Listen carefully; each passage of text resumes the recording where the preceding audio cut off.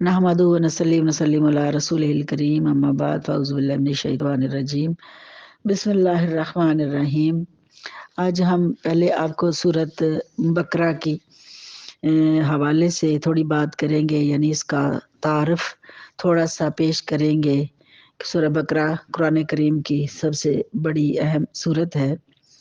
तो कुरान करीम अल्लाह ताला की ख़ास किताब है कि अल्लाह ताला रहमान और रहीम परवरदिगार ने अपने बंदों की रहनुमाई और इनकी हकीकी फलाह व कामरानी के लिए जो सहीफ़ा ख़ातमुल अंबिया मोहम्मद रसूलुल्लाह सल्लल्लाहु अलैहि वसल्लम के कल्बे मनीर पर नाज़िल फरमाया है, इसे हम कुरान मजीद के नाम से जानते हैं।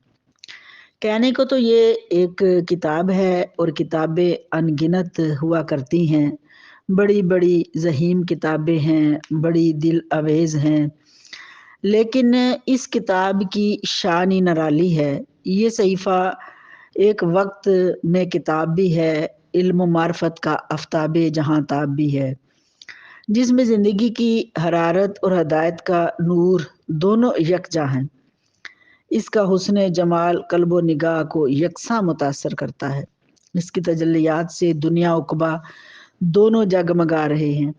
इसका फैज़ हर प्यासे को उसकी प्यास के मुताबिक सैराब करता है।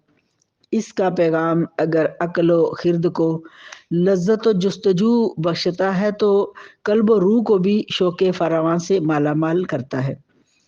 इसकी तालीम ने इंसान को खुद शनास भी बनाया और खुदा शनास भी बनाया है। अब इस कुरान पाक का ये अहम हिस्सा जिसको हम सूरतुल बकरा कहते हैं, सूरह बकरा का नाम आका अलैहिस्सलाम ने तजवीज़ फरमाया कि हजूर नबी करीम सल्लल्लाहु अलैहि वसल्लम जब हिजरत करके मदीना मनवरा में तशरीफ़ फरमा हुए तो ये सूरत नाज़िल हुई। यहाँ इस्लाम की दावत के जो मुखातिब थे वो मक्का के बाशिंदों से मजहबी, ज़हनी और इमरानी एतबार से मुख्तलिफ थे।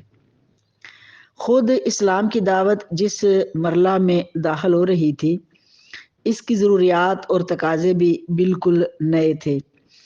इसलिए हमें इस सूरत में जो 40 रुकू 286 आयतों पर मुश्तमिल है, जिसके अल्फाज 6031 और हरूफ की तादाद 20,000 है, मक्की सूरतों के इतबार से बैन और साफ के फ़र्क को मालूम करता है। अहले मक्का मुशरिक बुत परस्त थे, वही नबूवत क़यामत वगैरह का कोई तसव्वुर उनके ज़हन में नहीं था। कत्ल गारत लूट मार में वो फ़ख्र और लज्जत महसूस करते थे। इसलिए मक्का में जो सूरतें नाज़िल हुई हैं उनमें इन्हें अकायद बातला और माल फासदा की इस्लाह पेश नज़र थी, यानी उनके अकीदे की इस्लाह की जाए, क़यामत का यकीन दिलाया जाए, ये चीज़ें उन सूरतों में शामिल थी। तो यसरब के असली बशिंदे गो अंसार थे, अंसार जो वहाँ ईमान ला चुके थे और कम तादाद में थे, तो ये असल मदीना के रहने वाले थे। लेकिन कुव्वत और इक़्तिदार के जो हाथ है वो यहूदियों में था, यानी यहूदियों के हाथ में था। जो कुव्वत का इक़्तिदार था वो यहूदियों के हाथ में था, तो अंसार जो थे वो ज़रा कमज़ोर थे माली हवाले से, और अंसार मजहबी और ज़हनी तौर पर यहूद से बहुत मुतासर थे, क्योंकि अहले किताब थे। इसलिए वही रसालत, क़यामत, जन्नत, दोज़ख वगैरह इनका ईमान था, लेकिन बदकिस्मती से वो अपनी कौमी बरतरी के नशा में इस हद तक मस्त थे कि वो ये तसव्वुर नहीं कर सकते थे कि इनके अलावा नबूवत किसी और को भी अता की जा सकती है। तो इस तरह अंसार भी उनकी इज़्ज़त तो करते थे, क्योंकि वो भी क़यामत को मानते थे, मज़हब को मानते थे। तो इस हवाले से अंसार ज़रा उनके आगे कुछ दबे हुए भी थे, क्योंकि अहले किताब थे, उनकी इज़्ज़त भी करते थे। लेकिन उनके नज़दीक यहूदियों के नज़दीक जो है ना, ये तसव्वुर नहीं था कि नबूवत किसी और को भी जा सकती है।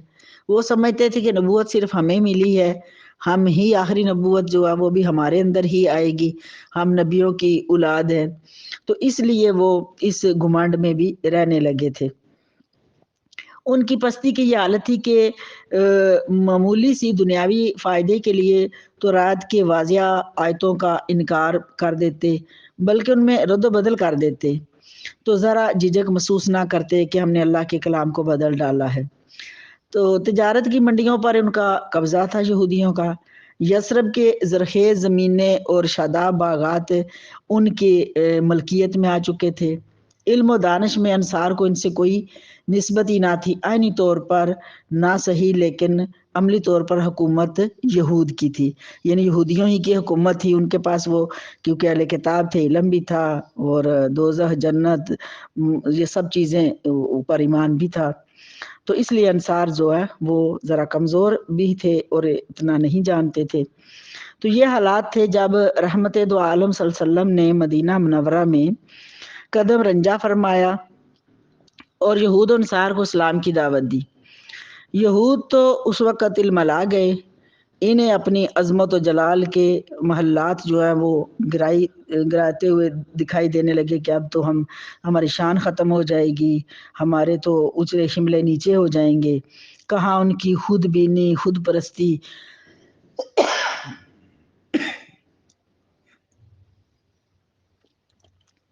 کہاں ایک نئے دین کی قبول اور ایک نئے رسول کی اطاعت کی دعوت۔ یہود کیسے اس دین کو قبول کر لیتے؟ ان کے سامنے تو رکاوٹوں کے کئی پہاڑ تھے، ایک سے ایک بلند اور ایک سے ایک کھٹن۔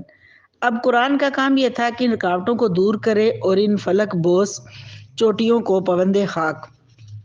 اس لیے مدینہ طیبہ میں جو پہلی صورت نازل ہوئی، اس کے کئی رکوع یہودی کی اصلاح کے لیے وقف ہیں کہ وہ اپنی اصلاح کریں۔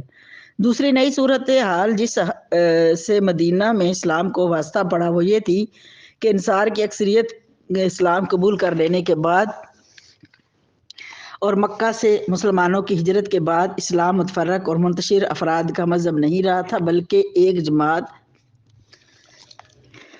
اور مکہ سے مسلمانوں کی ہجرت کے بعد اسلام متفرق اور منتشر افراد کا مذہب نہیں رہا تھا، بلکہ ایک جماعت اور ایک قوم کا دین بن گیا تھا، اور قوم بھی ایسی جس میں ترقی اور برتری کی بے پناہ صلاحیتیں بیدار ہو رہی تھی۔ اب ضرورت اس بات کی تھی کہ ایسے مضبوط خطوط پر ان کی تنظیم کر دی جائے کہ کثرت وحدت میں کھو جائے اور کوئی گوشہ ایسا نہ رہے جس میں بد نظمی اپنا قدم جما سکے۔ اسے اب ضرورت تھی کہ ایسے قانون کی جو ان کے دیوانی اور فوجداری مقدمات کا فیصلہ کرے، ایسے اقتصادی نظام کی جو عدل و انصاف پر مبنی ہوتے ہوئے معاشی خوشحالی کا ضامن ہو، سیرت و کردار کے اخلاق کے ایسے قالب کہ جس میں ملت کا فرد اپنے کردار کو ڈھالے تاکہ اس کی خوبیاں، نیکیاں اجتماعی رنگ اختیار کر لیں۔ اسے ضرورت تھی کہ ایک ایسے آئین کی جس پر ان کی عالمگیر سیاست کی بنیاد رکھی جائے۔ ان اہم ضروریات کے پیش نظر اس صورت میں قانون، اخلاق، آئین اور سیاست کے بیشتر قواعد و ضابطہ بیان فرما دیے گئے ہیں۔ ایک اور چیز بھی غور طلب ہے، مکی زندگی میں تو مسلمان کفار کے ظلم و ستم سہتے اور چپ ہو جاتے، مدینہ طیبہ میں جب مسلمان اکٹھے ہو گئے تو کفار نے اپنی اجتماعی طاقت سے اسلام کو مٹانے کا عزم کر لیا۔ ادھر اللہ تعالیٰ نے بھی اپنے بندوں کو کفر سے ٹکر لینے کی اجازت دے دی اور انہیں یہ بتایا کہ اپنی بے کسی اور بے بسی اور مخالفت کی قوت و سطوت سے مت گھبراؤ، فتح یاب تو وہی ہوتا ہے جس کے شامل حال، اللہ تعالیٰ نے فرمایا، جس کے شامل حال میری تائید و نصرت ہوتی ہے اور تمہارے ساتھ ہے، یقیناً تمہیں غالب و منصور رہو گے۔ ملت اسلامیہ کے لیے قبلہ کا تعین بھی فرما دیا تاکہ ان کی توجہات کو ظاہری مرکز بھی ایک ہی ہو جائے اور ان کی عبادتیں انتشار کا شکار ہو کر اپنا جماعتی حسن نہ کھو دیں۔ اگر ان امور کو ملحوظ خاطر رکھتے ہوئے آپ سورہ بقرہ کا مطالعہ کریں گے تو شاید زیادہ بہتر اور مفید ثابت ہوگا۔ واخر دعوانا الحمدللہ رب العالمین۔